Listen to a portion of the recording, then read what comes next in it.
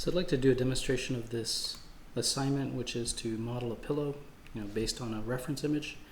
We have a couple images of some pillows. Here I've imported those JPEGs that I found, and you would do the same. Find some images and import them using the picture command. Here I have some dimensions I could work from. So let's say, for example, this standard, well, maybe this small Euro pillow, or large Euro, 26 by 26. Let's do this one. My file is in inches, so that's helpful. And I'm going to make layer 1 my guide layer. So let's rename it guide. And I'll type in rectangle to draw a square that's 26 by 26. I'll click, move my cursor kind of diagonally and type in 26, enter. So that's the length. Type in 26 again, and that's the width. Alright, so I'll make another layer, my active layer. I guess I'll maybe go back to the guide layer and select this rectangle and type in planar surf. Great, so that generated a surface for me, and I'm just going to drag this over to the side. So this is kind of my template, and then I can do a couple experiments here on the side. So this first one, let's look at this surface. If I hit F10 or type in the command points on, I can see I have the control points accessible. I'm using the gumball. Gumball is very handy in this instance.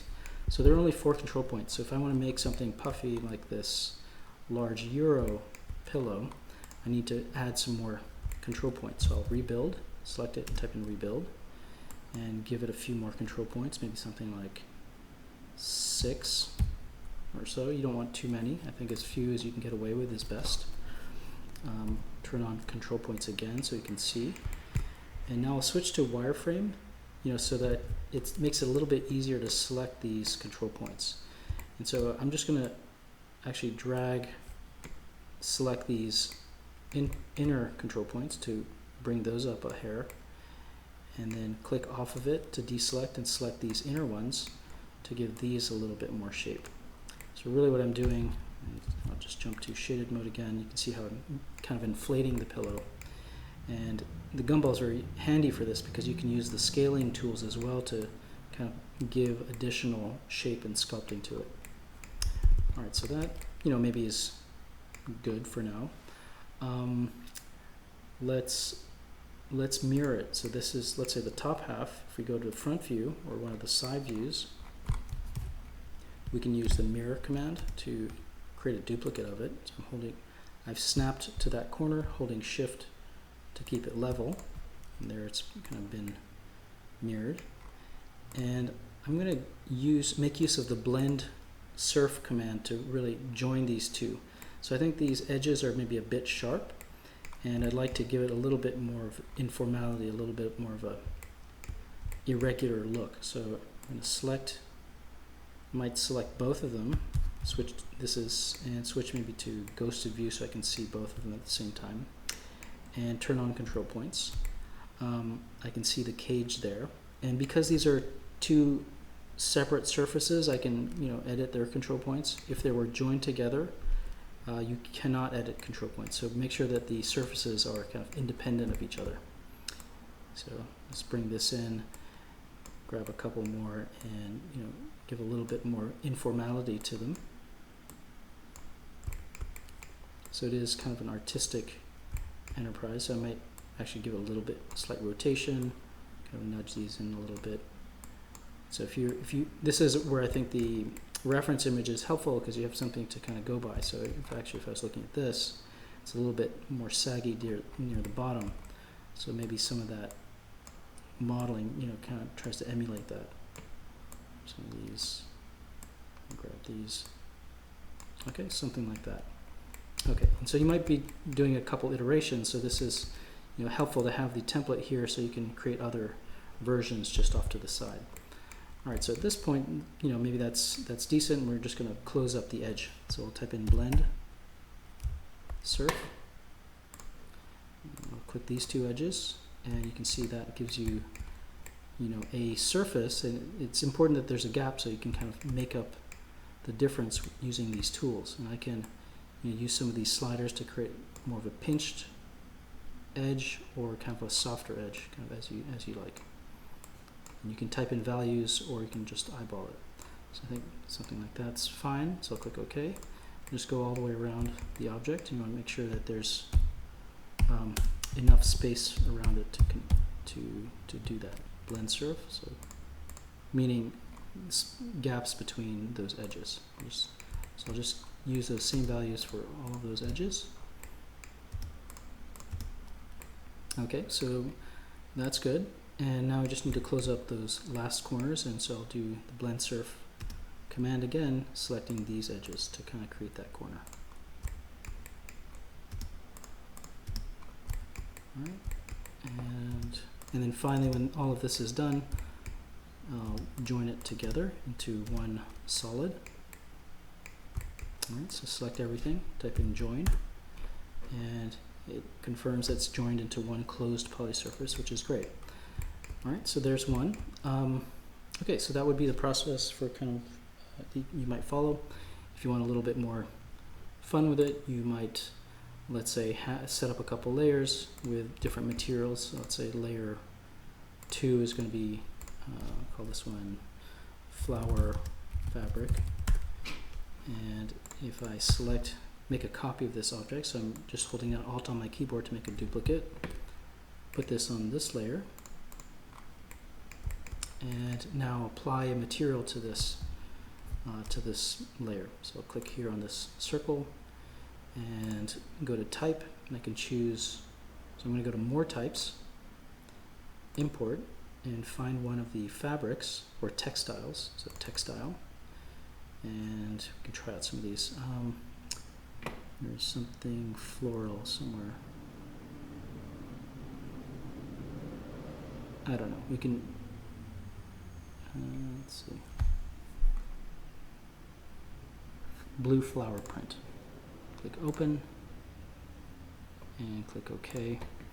All right, and now we're going to switch to rendered view or render view. You can see fabric applied. Okay, great, that's fun. So you can then maybe set up a scene with a few of these, informally arranged.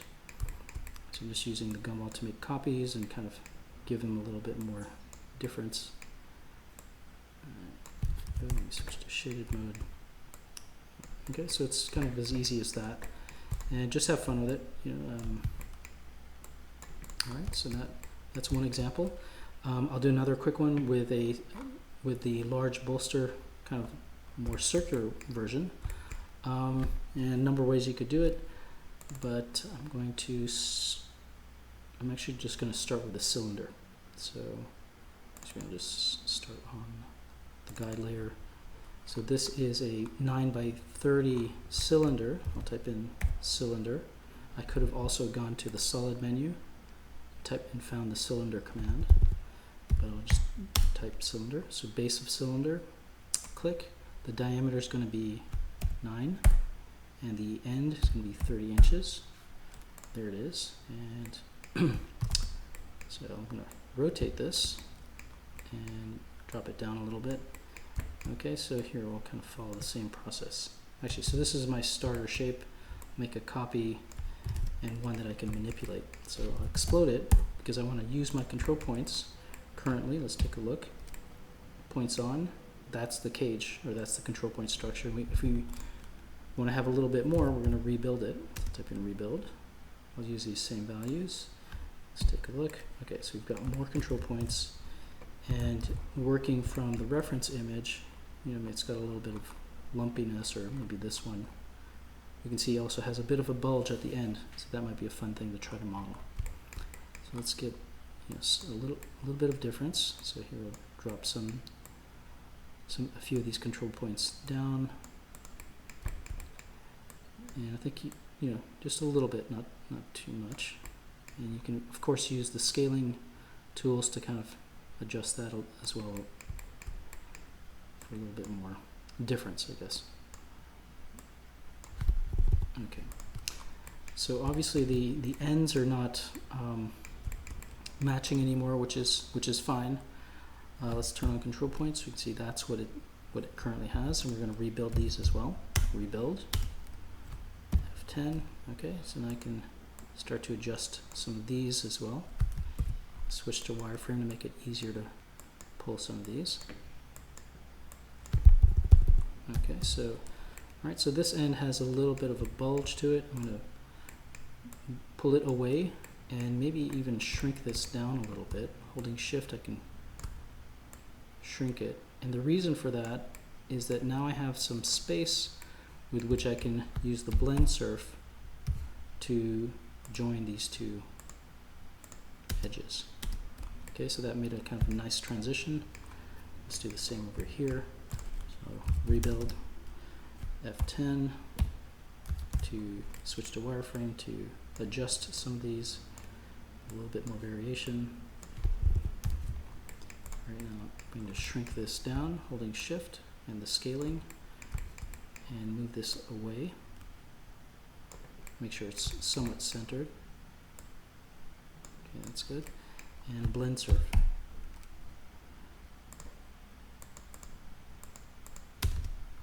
Okay, and then finally join. Check that it's one close poly surface, and again we can just easily put it on this layer, and when we look at it in render view, presto, some pillows.